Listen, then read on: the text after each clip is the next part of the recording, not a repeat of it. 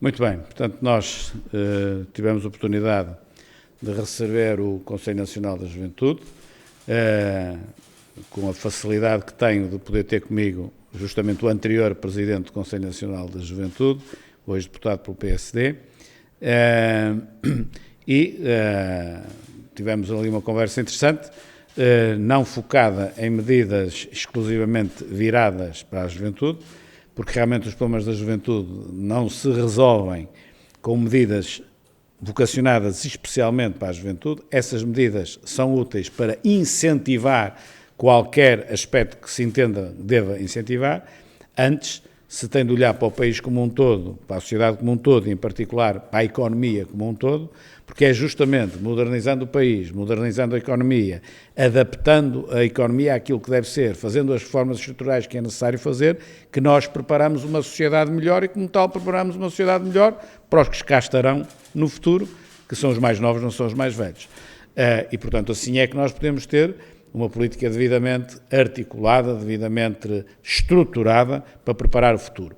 Dar medidas concretas, do género, baixa este imposto aqui ou acolá, se for para aqui ou se for para acolá, sim, mas para incentivar um comportamento que pretendemos incentivar em cada momento, não para dar futuro, digamos assim, aos jovens, neste caso, ao país.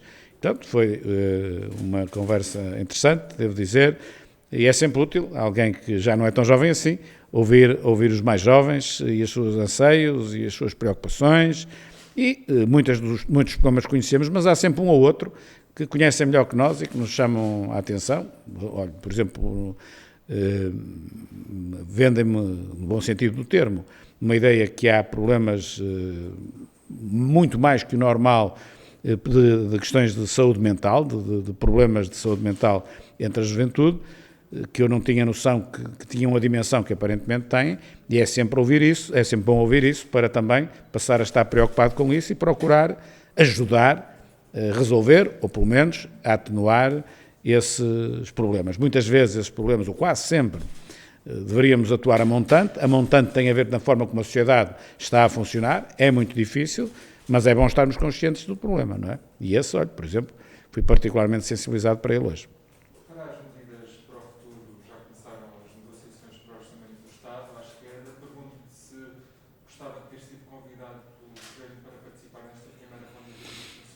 Se ficou contente ao ouvir o Primeiro-Ministro garantir que o PSD não tem peste?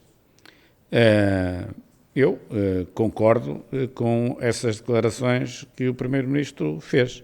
Ou seja, aquilo que o Primeiro-Ministro assume é que vai procurar resolver o problema com o Partido Comunista e o Bloco de Esquerda, na exata medida que isso foi sempre o que ele disse. Eu não estava à espera que ele dissesse uma coisa diferente, e mesmo, enfim, a forma como as pessoas votaram nas eleições de outubro do ano passado, sabiam que era isto, mais ou menos, que estava desenhado. Portanto, há um ato de normalidade. Não é que eu concorde que isso é bom para o país, claro que discordo, mas acho que ele disse aquilo que sempre disse. Também, ao dizer que o PSD não tem peste, eu também direi que o Partido Socialista não tem peste. Agora, há aqui dois polos alternativos. E, efetivamente, o governo ou é liderado pelo Partido Socialista ou é liderado pelo PSD. E, portanto, é bom que realmente haja estas duas opções alternativas. Foi isso que ele disse, é isso que todos temos vindo a dizer ao longo do tempo. E, portanto, se assim for, nós estamos na oposição àquilo de certeza que vai ser o Orçamento de Estado de 2021 desenhado pela denominada geringonça, mas isso é aquilo que o PS sempre disse que ia fazer.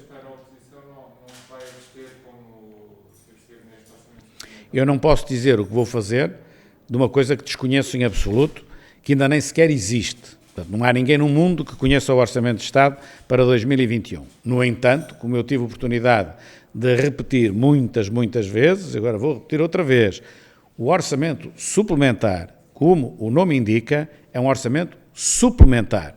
Às vezes chamam-lhe orçamento retificativo. Não é um orçamento retificativo. Um orçamento retificativo é um orçamento que visa retificar aquilo que está. E se nós estávamos contra aquilo que está, dificilmente concordámos com uma retificação a uma coisa que já está mal de nascença. Mas isto não era um orçamento retificativo, era suplementar, era dar ao orçamento mais orçamento para se poder responder aos problemas do país. E, portanto, com o sentido da responsabilidade e sentido de Estado, que é coisa que vai faltando muito na política e não só, nós automaticamente dissemos, e eu disse isso desde o princípio, que só se o Orçamento de Estado tivesse uma monstruosidade é que nós iríamos privar Portugal de ter a resposta orçamental necessária ao combate à pandemia. Porque se não houvesse orçamento suplementar, não eram pagos os layoffs, podiam não ser pagos os subsídios de desemprego, podia muita coisa não ser paga. E, portanto, o país, penso que quer que seja pago. Portanto, tem um orçamento de suplementar. E, portanto, não temos que votar a favor, não temos que estar de acordo com aquilo tudo que é feito. Agora, temos que ter o sentido de Estado para não obstaculizar aquilo que é absolutamente vital para a vida de cada português.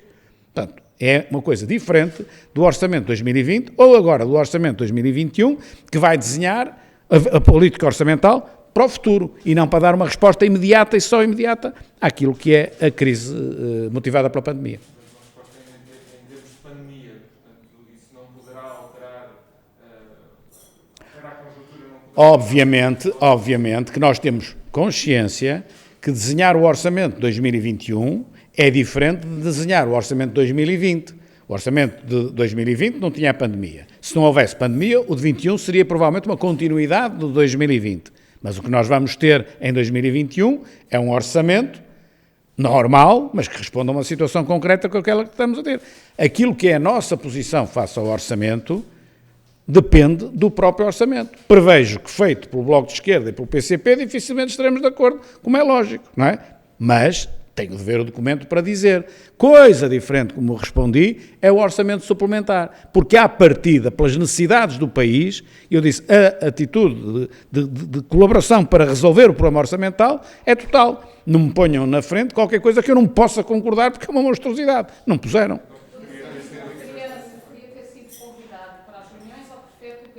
É normal, o que aconteceu é normal. O Partido Socialista sempre disse que ia resolver os problemas orçamentais com a esquerda.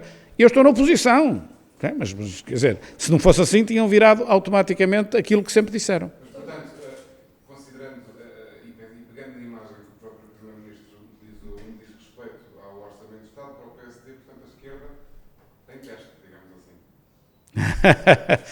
Não vou usar esse termo, que é um termo deselegante. Poderá ser elegante dizer que não tem, e é deselegante dizer que tem. Mas, obviamente, que as posições que normalmente o Bloco de Esquerda e o Partido Comunista defendem estão, normalmente, nos antípodas daquilo que nós podemos defender. E, portanto, basta ver aquilo que a líder do Bloco de Esquerda ou os dirigentes do Partido Comunista vêm impor como exigências para o Orçamento de Estado, para percebermos que essa não é a melhor forma de resolver a crise que temos pela frente. Portanto, se ele for desenhado nessa base, é obviamente muito difícil ter um acordo de PST. Tão excepcional como aquela que o mundo vive hoje, em que são necessárias cada vez mais convergências para ultrapassar a crise sanitária, mesmo assim. Pronto. Obviamente que temos o sentido da responsabilidade de perceber que o orçamento que vem aí é diferente do orçamento de 2020, porque as circunstâncias são obviamente diferentes. Mas o que vem aí não é um orçamento suplementar para dar respostas concretas, é uma coisa mais estruturada. E, portanto, a posição é outra, não é uma posição igual a um orçamento suplementar. No âmbito de outras negociações, Sim. o Primeiro-Ministro português, depois de um encontro com o Primeiro-Ministro húngaro, disse que os valores do Estado de Direito e os valores dos direitos humanos não devem servir de moeda de troca para negociar fundos comunitários. Concorda com esta perspectiva? Dir-lhe o seguinte, se estivermos a falar de fundos estruturais da União Europeia, daqueles pacotes, não é, que há os quadros comunitários de apoio, que agora vão tendo outro nome, e olhando ao futuro, estamos a olhar para países que são membros da União Europeia, e nesse sentido nós devemos avaliar o nível de democraticidade interna de cada um dos países, se for caso disso, para pertencer à União Europeia, por essa via receber os fundos estruturais. Isto é uma coisa, é estrutural da União Europeia. Se estivermos a falar da resposta que a União Europeia tem de dar ou deve dar à crise concreta que estamos a viver, sinceramente, acho que não é esse o momento para fazer essa avaliação. O momento para fazer essa avaliação é nos fundos estruturais, que também estão agora em causa, mas os fundos estruturais, fora desta resposta imediata à crise que tem de ser dada. Para efeitos desta crise, de estarmos a avaliar a resposta que a Europa deve dar à crise e a ajuda que deve dar aos Estados-membros, com certeza. Já a União Europeia já tem problemas que chegue, e todos nós, e Portugal também já tem problemas que chegue, para estar a pôr mais uma questão agora em cima daquelas que já existem. Coisa diferente é olhar de forma estruturada para a União Europeia e em cada momento fazer-se essa avaliação, se entender que é necessário fazer em algum país em concreto. Eu com isto não estou a referir-me a nada, nem Hungria, nem Polónia, nem país nenhum. Estou a definir como acho que se deve estar. Ia perguntar, estamos a chegar ao fim da sessão legislativa. Sim. Já agora ia perguntar se não vai haver então condições para marcar eleições para a bancada. Sim. Agora, só juntando uma pergunta com o líder parlamentar, como é que têm ouvido algumas críticas internas, até de pessoas que eram próximas, como o Dr. Álvaro Almeida, falta de debate interno em relação a algumas propostas? Não tenho nenhum comentário público a fazer. Na primeira questão que coloca, a razão pela qual as eleições não foram feitas, elas estiveram marcadas para o dia não sei quantos de março, caiu em cima do estado de emergência, depois o estado de emergência prolongou-se, também não podia fazer, depois houve ali, a seguir ao estado de emergência, não se podia ainda juntar as pessoas e tal, e a dada altura, quando isso era possível, já perto do fim de junho, como sabe, eu estava em mãos com uma reestruturação grande ao nível quer do grupo parlamentar, quer da sede nacional, e já que estava a terminar, e essa era uma das minhas principais promessas ou pontos que eu queria resolver com esta acumulação, que não é normal, não é? Já agora concluí. E a partir de agora, olha, a diferença entre fazer isto no fim de julho ou fazer no princípio de setembro chama-se agosto, e agosto nada existe, portanto não é relevante. Será em setembro então, não é? Sim, isso tudo de certeza. No caso do BES no Twitter pedido que manifestasse a sua posição sobre o tempo que demorou a acusação a ser feita e já agora sobre o envolvimento de Cavaco Silva na acusação. Sobre o envolvimento do professor Cavaco Silva não tenho nada a dizer, nem tenho conhecimento que esteja envolvido na acusação. Agora, relativamente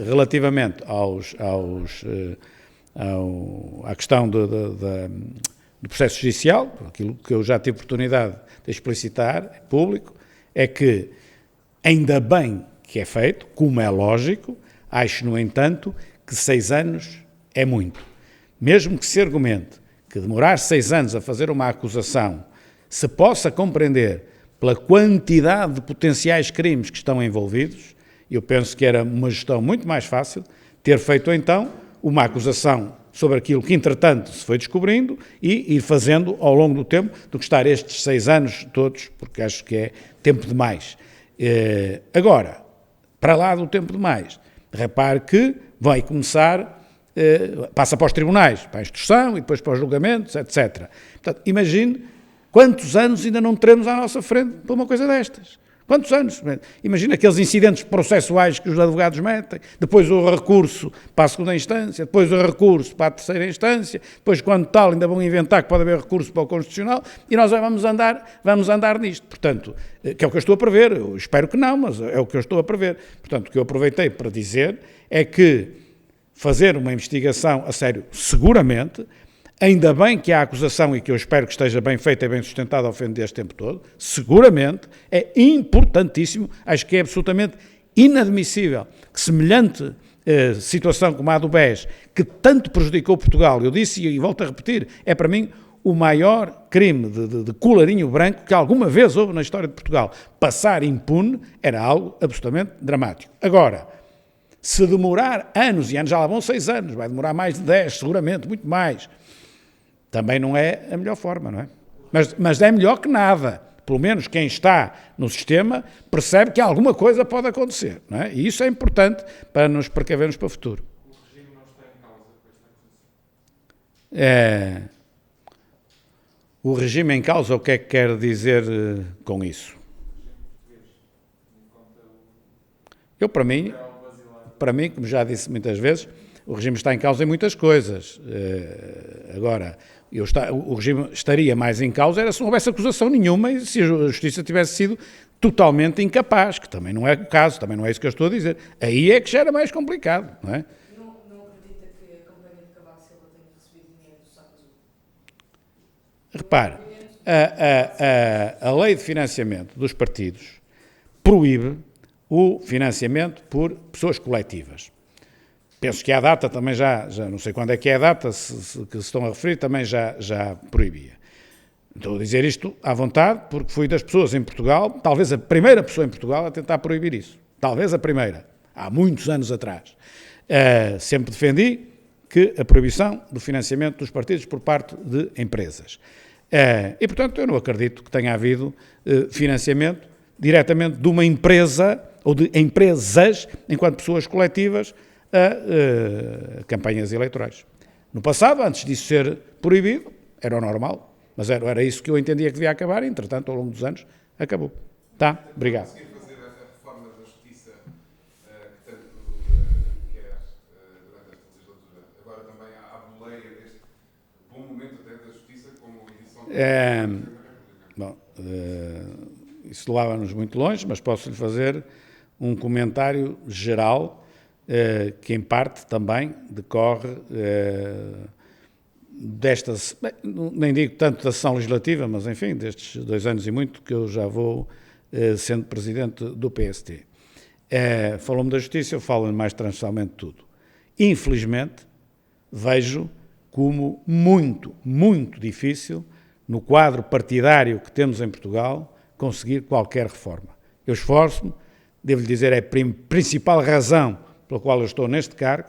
Não é para andar a gerir mais 0,5% de déficit ou de dívida ou coisas que é o cotidiano, era mesmo para conseguir, em aspectos de ordem estrutural, mudar o país e, portanto, à sua pergunta eu digo, a minha esperança existe porque é a última a morrer, mas ela é cada vez mais pequena porque eu não vejo vitalidade no sistema partidário para fazer as rupturas que devem ser feitas para abrir a sociedade e abrir o regime, vejo antes, pelo contrário, cada vez mais fechado e que qualquer coisinha que se pretenda mudar é sempre um problema, é sempre um 31 próprio de uma sociedade que já tem muitos interesses instalados e está muito enquistada. E, portanto, se eu tinha consciência disso há 4 anos atrás, hoje, já com alguma prática no terreno, infelizmente, ainda tenho mais consciência e é muito mau para o país. Como a justiça é uma delas, mas não é só a justiça. Qualquer coisa que se pretenda mudar ou mexer substancialmente